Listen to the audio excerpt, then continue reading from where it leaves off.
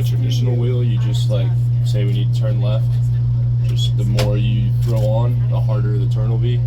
So they'll give you the OOD that she was talking about, will give you a command, be like left standard rudder, so that's 20 degrees. Yeah, we did that. We had one of our Hawaii like ones with us, and we have stop one it, from come here. If you want to go that way, you go that way. That's what we got. And then this is our engines. So like, if you want to go pretty quick, move more up. And that's it, go right? That always slower, helps you the just move down. ability to kind of say, been there, done that.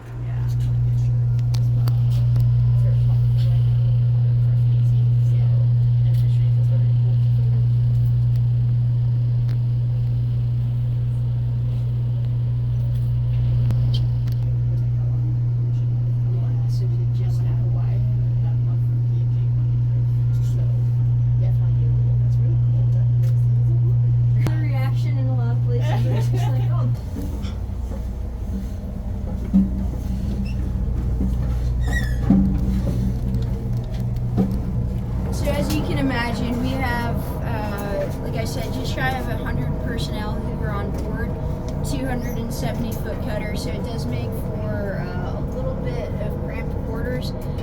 This area up here is the command suite. So you have over here is my office and cabin. You have our executive officer who is second in charge, our engineering officer who's responsible for keeping the ship going. And then as we go back here, you have the rest of our officers on board who have various responsibilities. You have the operations officer who kind of manages the execution of our mission, where we're going, what we're doing. And then you have junior officers who, most of them are in their first tours at Coast Guard units, so they're learning what it is. They have some additional responsibilities that they learn as they go along. So you can see we have everything from firefighter that the crew would change out into.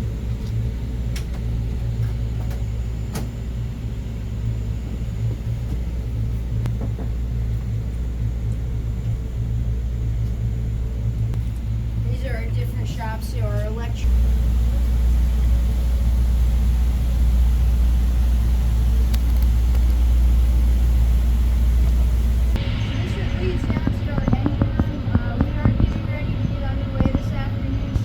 You have two that are in the engine room itself, and then we have an emergency space, emergency diesel generator that's in a separate space so that we could still keep power even if we had an issue down in the engine room itself.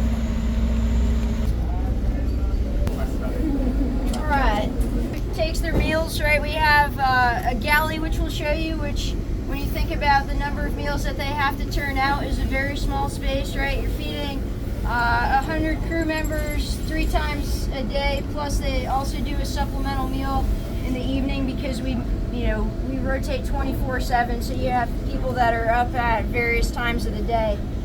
This also becomes our area to conduct training. This is the biggest open space that we have on board the ship. So when we need to do any sort of all hands training, passing information to the crew, everybody comes together to this space. We kind of cram in there, and we go through whatever training we have to, and then it becomes our area for recreation. In the evening times, we've got our televisions up there for watching movies, things of that like. So this is kind of that primary space, in addition to smaller lounges where the crew can come together.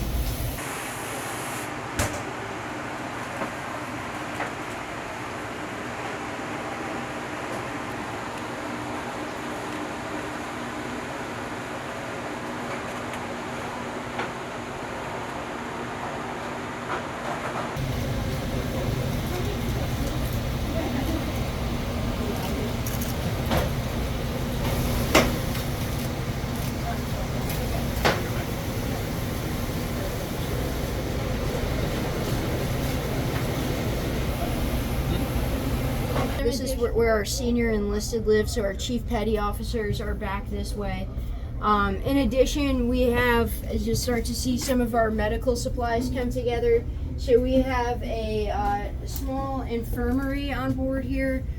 We have a physician's assistant who is on us for this trip for making sure that the crew is taken care of underway. You know, obviously with how expansive this region are, there's times where you could be somewhere where you couldn't actually get someone medevac. So we have to be able to provide at least that baseline level of care until we could get them somewhere where we could have them taken care of.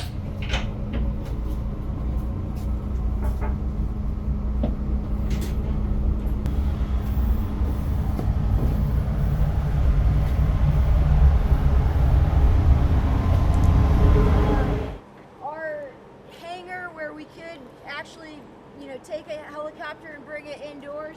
It's used more as our shipboard fitness facility at this point.